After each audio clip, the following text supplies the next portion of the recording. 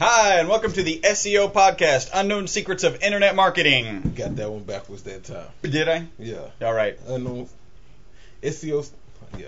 SEO, Internet, yeah, close enough. My name is Chris Burris, owner of E-Webstyle. I am Charles Lewis, Show Internet Marketing Specialist. You are listening and potentially watching the most popular SEO podcast on iTunes. I guess that kind of inherently means we're the most popular SEO podcast on Ustream. Definitely. We gotta be. We gotta be. I can't imagine that there's another one out there. Because of you. You sitting right there, you over there, you right there, and all y'all watching. Thank you for tuning in. And good news, no tears. But let's get to our format first. A tip from our last podcast. This is podcast number 138. Yep. Last podcast, 137. The tip was, for content Google loves... Excuse me, there was no comma there. For content Google loves, make it relevant, well-formatted, and with a specific purpose in mind. Definitely. They always say content is king. We always say keywords, keywords, keywords. Make sure your content has a purpose, and make sure that Google loves it. Well, that content is definitely important, which is why on today we'll continue our discussion talking about content. Ooh, it's a teaser. Look at that. Remember, we are your friendly local neighborhood top position snatchers, where our mantra is, don't be a douche. Don't be a douche. That's not deuce. Our transcriber keeps getting it to deuce. Don't be a douche. Not a deuce. Being a deuce is cool. Maybe. Depending on... yeah. Depending on what kind of douche you're talking about. Yeah. Don't be a deuce. A little bit of news, because we actually have a whole lot of content we got to cover. Nevada gives the green light to self-driven cars. Nevada gives the green light to self-driven cars. You know if that's been coming, and their debate is, are we actually going to allow self-driven cars? And sure enough, they are going to. I think of all places, Nevada. Vegas. Yeah, it's probably a great place to have self-driven cars. Definitely. Let me get in my car. What do you mean I don't have to drive it? Woo! I think of what was the movie with Schwarzenegger? The Sixth. Terminator. Well, he was driving the car. The cars was driving them. It was kind of like a futuristic movie. Oh, you're talking about Fifth Element. That was Bruce Willis. No, not Fifth Element. I remember Fifth Element because Chris Tucker was in there and he looked crazy. Oh yeah. This one has Schwarzenegger and I'm drawing a blank. Anybody out there who knows? Let us know what movie I'm talking about. Yep. All right. We've got a review. I've been reading reviews from UK, from Australia. We're going to jump ahead to the US because we thought this was really good. This is from Dwayne Reeves, who, by the way, we will be calling shortly after this podcast. Punch in the face to you. Boom. Timely and relevant is the title of the podcast. It says, this podcast covers the nuts and bolts of SEO without the big pitch. They even offer free analysis at e-webstyle.com because the search engines are constantly changing the metrics they use to rank their site. A dusty 3-year-old book from Barnes & Noble just won't cut it. If you want to read tomorrow, that's right. Yeah. If you want to read tomorrow's newspaper today, beat feet to this podcast. I personally plan to punch them both in the face with my checkbook as soon as they return my call. Tick, tick, tick, tick, tick, tick. All right, we're going to cut this short right about now. Yeah, we got to go. We got to make a phone call, as you see. Punch in the face to you, Mr. Reeves. Look out to get my call probably within the next hour and a half. And let's go ahead and do one more. We've got good stuff. This is from Jabberwocky. Jabberwocky? 999. That's the dance group, right? From American Best Dance Crew, Jabberwockies. I have no First clue. years. Awesome. Anyway. Some very useful... Yeah, I have no clue about that. Trust me, it was awesome. I think they're in Vegas now, actually. Oh, so they don't drive. No cars? Some very useful info and practical SEO tips. Some people comment on the banter, but I don't mind it. Makes it different from the others. Always pick up something of interest each episode. Who was that? That was from Jabberwocky 9999. Appreciate it. Yeah. Hey, quick, we always ask for reviews. We really love and appreciate the iTunes reviews. And for those of you who are submitting Google reviews, we'll appreciate those as well. And I want to ask for something else right here. Okay. People who review us, first off, thanks for the review, but send us your site. Because usually if you're listening to an SEO podcast like ours, then chances are you have a business and you have a site, and that's the reason you're listening or watching this podcast is to update the marketing on your site. send it to me. I like to check it out, do an analysis on it, and we'll send you some free tips, information on what you can do to increase your ranking. Send us some tips. Yeah, right? Send us tips. Right? Exactly. If you've got something that you've tried that you didn't know about, send it to us, and you can let us know. Don't let it know. Don't put it on air if you think it's a really proprietary. But we'll hit you back and say, yeah, we think that's a great idea, or that was irrelevant to the process. That it probably didn't have the effect that you think it did. It was something else. Or we tried it and got this result. Yeah. Be careful. That might get you banned. By the way, we haven't had anybody banned, but we do know people who have. Mm-hmm. So you got to watch out for that. What do we got next? I got some. Let me get to my Twitter shout outs. All right. My Twitter punch in the faces. A few people, man. Shout out. Punch in the face. Yeah, punch in the face. I'm gonna have to kick you in the shins if you do that again. Kick in the shin. Yeah, punch in the face to kicking lizards. We need to put up a E-Web glossary. Yeah. Oh yeah, that's true. All right, so Carl Stevenson, that's at cstevenson77. He's downloaded. I think he was listening to 133 at the time. So punch in the face to you. Got Jeremy Picker. That's at JW Picker. Appreciate you listening and supporting. Artistworks Inc. at Artistworks. I think he's doing some pretty cool stuff over there. I took a quick glance at his site, so I'll probably reach out to you a little bit later. And Dave Gibbons, that's at Dave2511. He actually asked a question, which I didn't print, but his question was, this is the Twitter question. Okay. So I'll get to that, and then we'll hit the other questions. Dave's question was, on an e-commerce site, how big of an issue is duplicate content?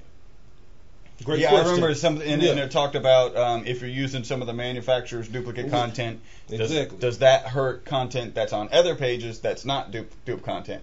So first off, good question. Thank you for watching, thank you for supporting, and great question. I would like a little bit more information in regards to what you're asking, right? When you said, does it affect duplicate content on other pages, are you referring to other pages on your site, on that same domain name, or are you referring to other pages on different sites? But I did do some research. This is not a foreign issue, something we've dealt with all the time. Yeah. And what I come to find out is that Google, while they don't like duplicate content, matter of fact, they hate dupe content, they do give some leniency to e-com sites, because e-commerce sites by default are going to have duplicate content when you have multiple products that are similar. The same manufacturer, or even the same manufacturer description across multiple sites. Yeah, exactly, because most sites that sell products get them from the same manufacturer, and that manufacturer usually supplies some sort of feed with the same size image, same image file name, same product description, same technical specs, and so Google understands that. What I would recommend you do is take your top 5, top 10 products, depending on how much time you have, and dedicate some time to rewriting those descriptions just to take advantage of not having that duplicate content. And if I understood that question, I think Google, the theory is Google takes each page independently.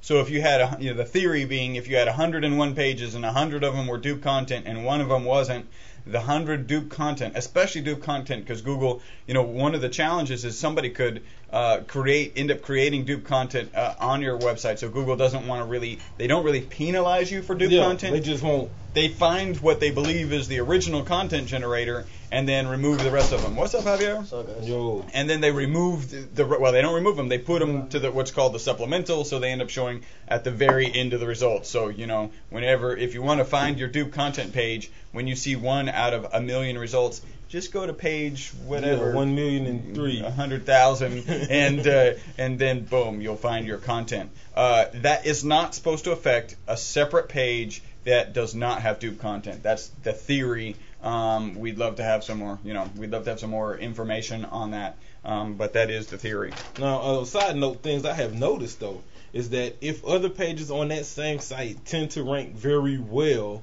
then usually your product pages that contain that duplicate content will probably outrank other sites that also have that content, just due to the fact that your site has pages that rank well. Link trust factor. Trust faster, exactly. Link trust. Hey, remember, you can stalk us. There are 100 ways to stalk us I'm going to mention 4 of them.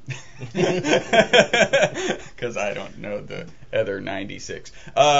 You can go to... The other 96 are actually being worked on. Yeah, we're working on them. We're working on them. Yeah. You can actually find us at youtube.com/ E-Webstyle. Twitter.com/ E-Webstyle. Facebook.com/ E-Webstyle. And podcast at e-webstyle.com. I got myself on that one.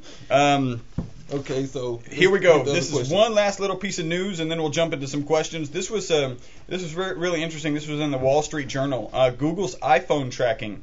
It turns out that Google and probably Bing and Yahoo and a couple other search engines there was a way to bypass. There's a setting in Safari where you can say, I don't want people to track what I'm doing, what I'm seeing, and there was a way to bypass that setting. So, the news is Google was actually automatically using that hack to view information of people who are searching. And Google's getting heavy into mobile. The largest mobile browser right now, Safari. So very interesting. I'm sure that Apple will have that hole plugged soon. Speaking of mobile browsers, and we talked about this before, I'm still baffled as to why Android does not have a default Chrome browser. Yeah. Anyway, that's another topic, another discussion, another podcast. They should almost just whatever with the default browser should just be called Chrome, like just Chrome Beta, and then everyone will be Chrome like, oh, mobile. I mean, yeah. It's a little bizarre. All right, so here's a couple questions. These are a little long-winded questions, so bear with us. I own a small business that provides non-medical in-home caregivers to elderly people in their own homes, and we've created a website for that business. We have a services page on our website that describes those caregiver services. That services page is optimized for the keyword phrase caregivers in San Diego County. We publish blog posts 3 or 4 times each week. Each of these blog posts contain useful information, and is optimized for some variation of one of our targeted key phrases, all of which are variations of wording combining descriptions of what we do, with mentions of the cities in our service areas.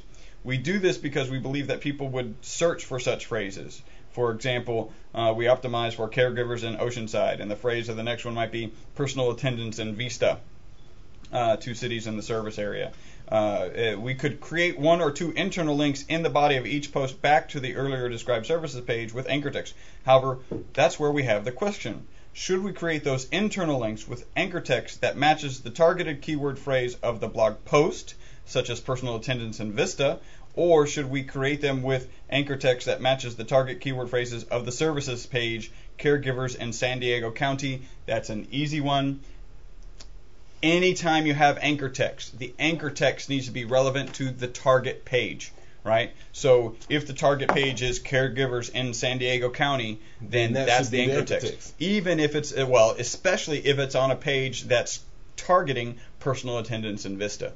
So the really short answer is always make sure that, in fact, ideally, the title of the page that you're sending it to, and that's the keyword title, should also be, meta title, should also be the keywords that you use in the anchor text that points to that location.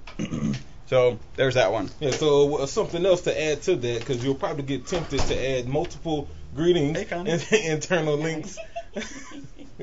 You'll probably be tempted to add multiple internal links to that page. So take advantage of maybe changing the keyword. If the first keyword is caregivers in San Diego County, then later on in that text, maybe the next paragraph or the paragraph after that, use another link, internal link to that page, and call it San Diego County Caregivers. That way you can have 2 variations of that key phrase going to the same page. Excellent. So that was a great question. Thank you very much. I can't remember who it was who posted that question. And I'm looking at my second question, and it seems to be quite identical to the first question. I had emailed it to you to include in the podcast, so I printed the email and then went to the website. And it was like, oh, here's another question. So, yeah, we need some work on it was just your email. we need a little work on our production personnel. All right, so check this out. So last week we talked about content, and so I do want to get into some content. I found an article on SEO Search Engine Journal, the site that I frequent, and they had a pretty good topic on there called 9 audiences your content marketing should address. It was written by Melissa Falk.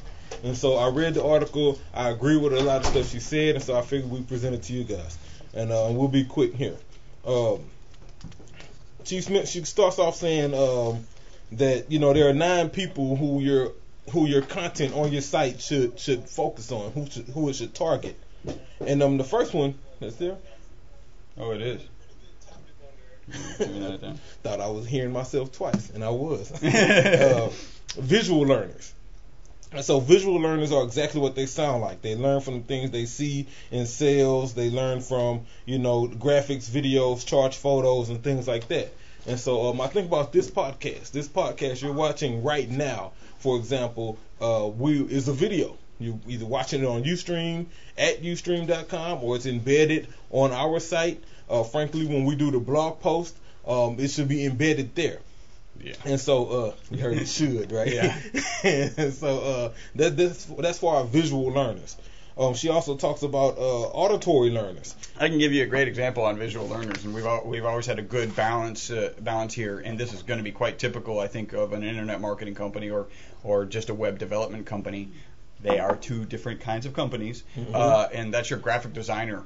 Typically is going to be more, they want to see a graph, they want to see really short stuff, and I'm a reader, so we always have been able to find this good balance between making sure that the graphics and the images are really engaging, and then that the content is sufficient enough so that I'm to hold your attention, to hold my attention. Yeah, I think you're like number 7 on this list. She talked about you too.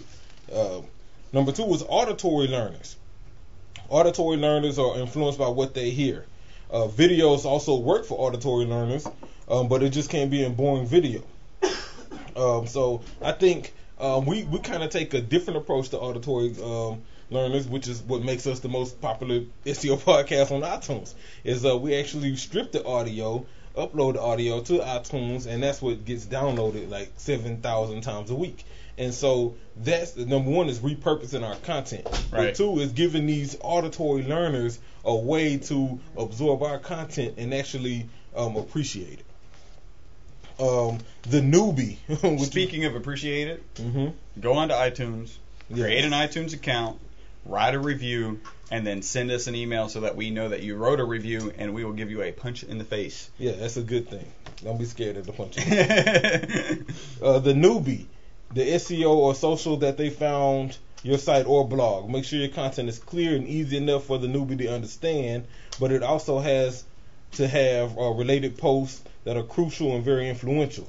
So give them a chance to learn from you and create trust. Yeah, this is that person who visits your site, who really doesn't know about the industry. They're probably researching to do business with someone, and they're almost scared. They're new.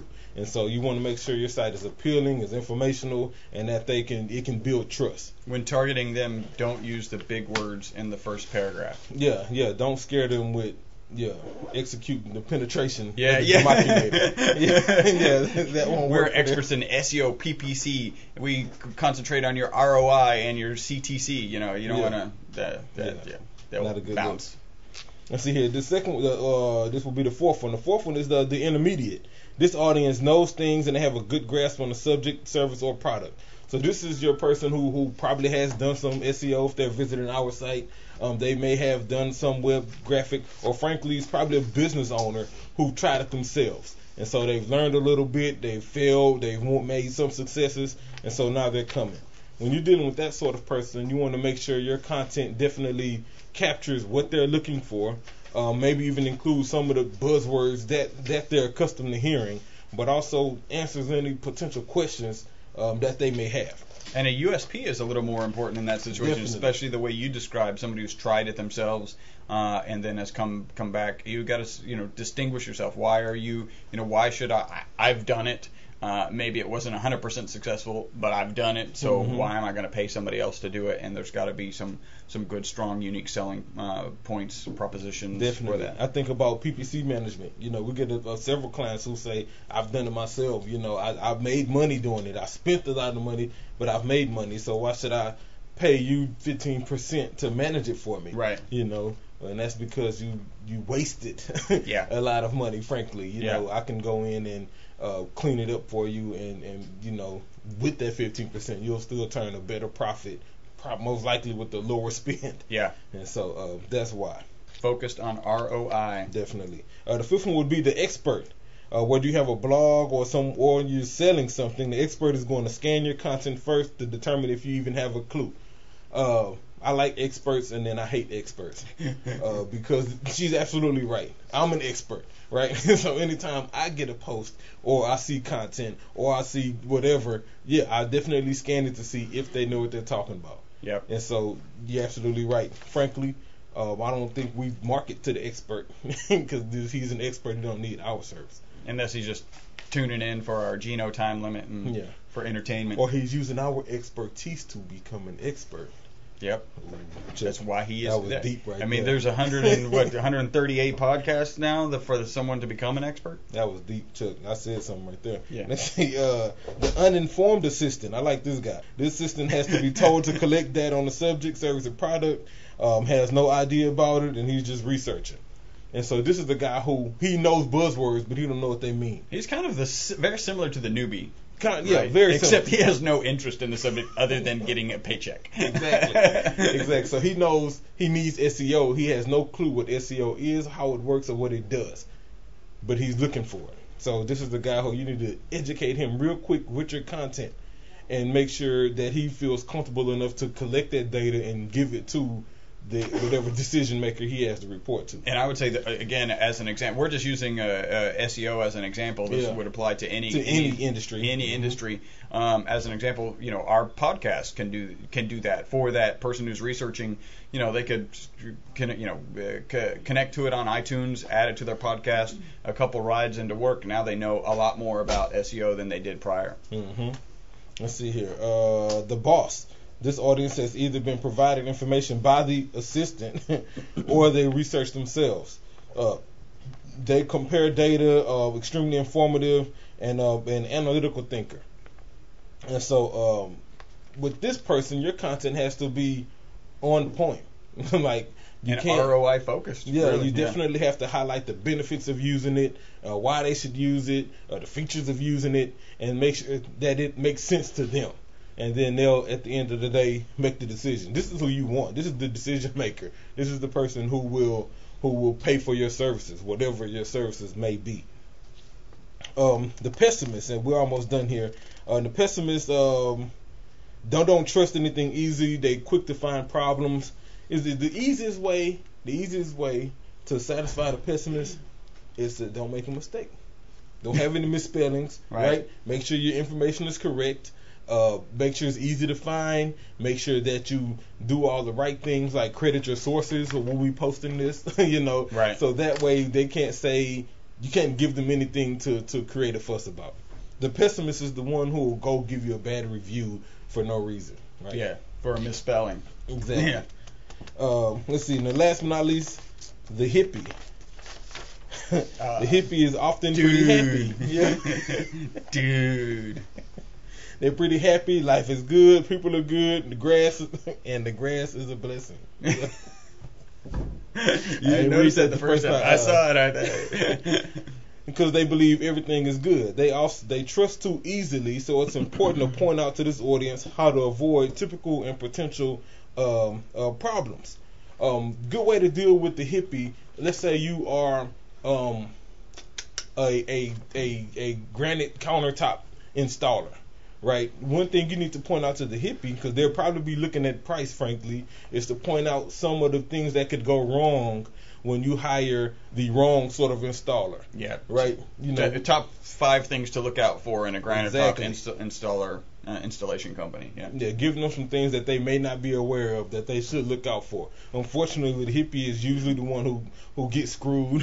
I mean, because they just didn't know better or they placed too much trust up front. Right. And so you definitely want to, keep them in mind. Now, and that was the last one. The hardest part of all this is addressing all of these different people in your content that's probably only 250, 300 words. And so you have to play it safe. I think you really determine who your audience is, if you're, who your target is, what type of clients are you looking to get, who do you want to come to your site, and then, figure out which sort of person that is. Are they audio? Are they visual? If it's a entertainment industry, then it's probably audio and visual, right? If it's something that's more analytical or medical even, then it's probably somebody who's reading a lot or doing a lot of research. And so determine who's coming to your site and then, create your content accordingly. Yeah, so this article was 9 audiences your content marketing should address. And it's by Melissa Fach, F-A-C-H. I called it That's Falk. fine. Yeah. And it's on Search Engine Journal, so go check that article out. We will add that to our Facebook page. Definitely. To give proper credit. Well, credit is due. That's a great article, great concept, and a great way to break out what a hippie's all about. Yeah, the grass is a blessing. Any blank stare today? Oh, I got some blank stare. Right. Got a little blank stare. Yeah, That yours all was a the way sore down. blank stare. Yeah, that was super like, sore. Hit the weights yesterday. Got crazy blank stare. Netflix. Again? Yeah, Netflix Okay. again. So Did they just change their whole pricing structure no, again? well, kinda. They're backpedaling. Remember, at first they tried to merge DVD and online streaming. That's what caused the price increase. And they split it. Then they split it, but they didn't change the prices. So now they let DVD go back to its original pricing. And they lowered the price for DVD, and they're keeping it separate. They're not forcing you to try the online streaming anymore. Oh, okay. And yeah, my blank stare to you guys is because you should have known that. You should have. There are 2 types of people. People who watch DVDs probably don't live stream. Yeah. I mean, you see what I'm saying? The crossover is probably pretty tight, exactly. narrow market. And so, y'all could have prevented this mistake. Well, there's a thing called market research, right? And you're not, smaller companies tend not to do market research because they don't have the budget. You guys have the budget. How hard would it have been to do some market research on this? And the other thing is, there is one challenge with market research, and I was reading this in that book, 4-Hour Workweek, where if you get 10 people in a room and you say, all right, who would buy this product at this price? And 9 of them may say yes, and you go, hey, I got some in my car, let's go get it. Yeah. Right? It's a different thing. So maybe they did do market research, and maybe the market research was, hey, if you get DVDs, would you try this? Would it be worth $5? Oh, yeah, that sounds reasonable. And then they get a bill that's $5 higher, and they're like, I'm canceling. Mm-hmm. Right? So maybe it was just a situation where their market research did not. It was application. They forced it. All of a sudden, you have a higher price now. Instead of letting me opt in. Inherently a bad plan. Get the higher price. Cool. So that was it. Other than that, check out Mobile 101, new SEO rapper yeah. video. My shout out to Heartland Mobile Council and everybody out there. What's the easiest way to find it? Go to theseorapper.com, search Mobile 101. Matter of fact, it will be the first post there. Cool. You have been listening to the most popular SEO podcast on iTunes. That's because of you guys all out there. Hey, we have like 5 countries in Africa now that have downloaded our podcast. I almost said something. I appreciate it. I just didn't know how to say it, so I didn't. So it's pretty cool, all spread out throughout Africa. So we're hopefully, we've hit all of the inhabited continents already. So now we're going for at least 1 listener in each country. So that's cool. Thank you guys for listening. Again, go on to iTunes, especially if you're a UK listener, Australian listener, frankly any listener outside of the US. When you send us an email at podcast@e-webstyle.com, make sure that you tell us what country you're in, because iTunes separates reviews per country, so we will never find your Mozambique review unless we know about it. Unless we know it's in Mozambique. I've actually got to change my iTunes setting to Mozambique, and then I can actually see that review. So thank you guys for listening. Until the very next podcast, my name's Chris Burris. I'm Charles Lewis. Bye-bye for now.